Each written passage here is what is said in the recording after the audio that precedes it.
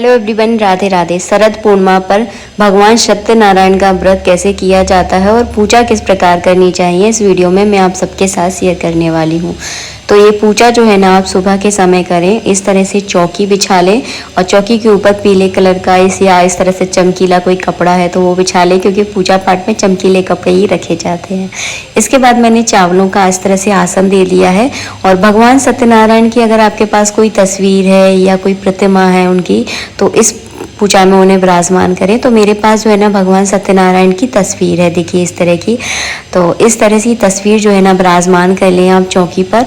इसके बाद जो है ना आपको दीपक तैयार कर लेना है। तो मैंने एक प्लेट में जो है ना दीपक रख लिया है और इसे जो है ना मैं प्रज्वलित करके तैयार कर लूँगी। इसके बाद जो है ना गौरी गणेश भी इस पूजा में आपको ज़रूर रखने हैं।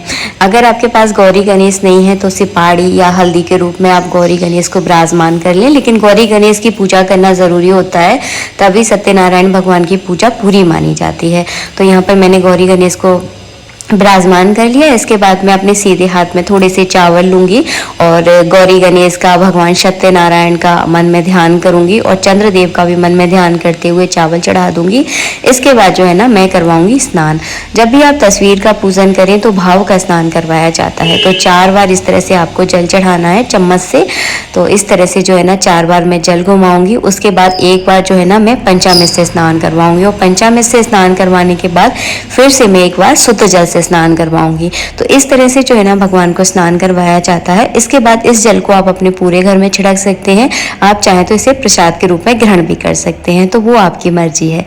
इसके बाद जो है ना टीका चंदन करूंगी। तो सबसे पहले गौरी गणेश का तिलक किया जाएगा यहाँ पर। तो गौरी गणेश को इस तरह से, गणेश जी को चंदन का टीका और गौरी माता को मैं यहाँ पर रोली का टीका लगाऊंगी। उसके बाद चावल चढ़ा दूंगी। उसी के साथ साथ भगवान सत्यनारायण यानी भगवान विष्णु के मस्तक पर भी मैं तिलक करूंगी, फिर चावल चढ़ाऊंगी। इसके बाद कलावा रूपी वस्त्र अर्पित करेंगे, जनेऊ चढ़ाएंगे।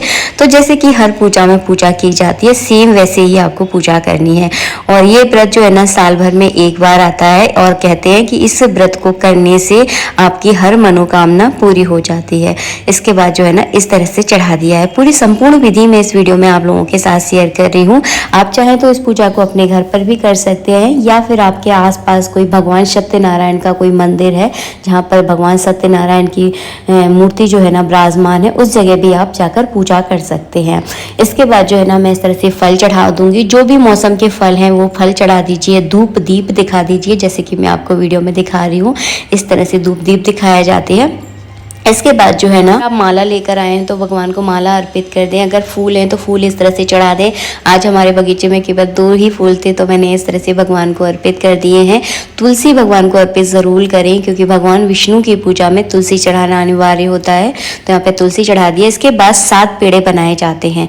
तो पहला पेड़ा जो है ना भगवान विष्णु के नाम का होता है, दूसरा पेड़ा गाय के नाम का, तीसरा पेड़ा अपने पति को दिया जाता है, चौथा पेड़ा अपनी सहेली जो कि इस व्रत को करती है उसे देना है, 5वां पेड़ा आपको किसी गर्भवती महिला को देना है जो कि प्रेग्नेंट है।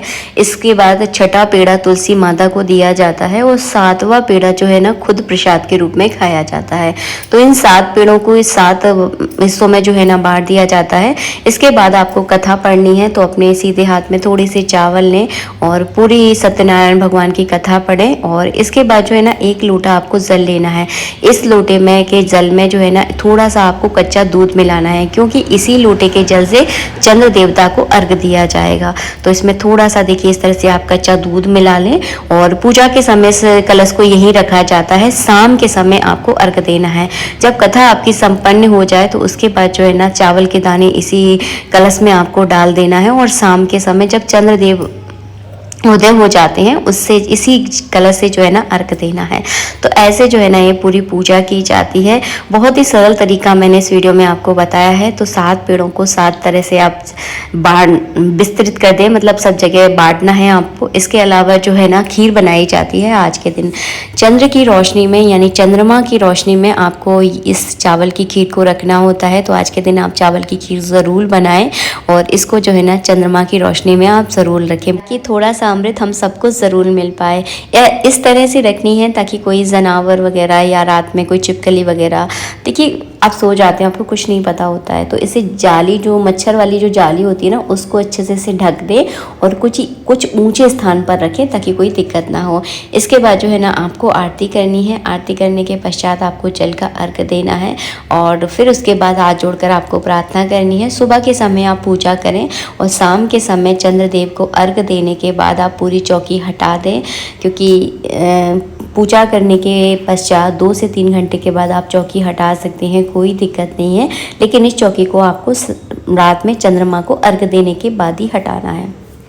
मिलेंगे नेक्स्ट वीडियो में। वीडियो अच्छा लगा है तो प्लीज़ लाइक कीजिएगा और चंद्रमा को कैसे अर्घ दिया जाता है इसके विषय में मैं ऑलरेडी आप लोगों के साथ वीडियो अपलोड कर चुकी हूँ। अगर आपको वो वीडियो अच्छा लगा है तो प्लीज़ उस वीडियो को भी आप लाइक ज़रूर कीजिएगा। मिलेंगे नेक्स्ट वीडियो में। राधे राधे, जय श्री राधे।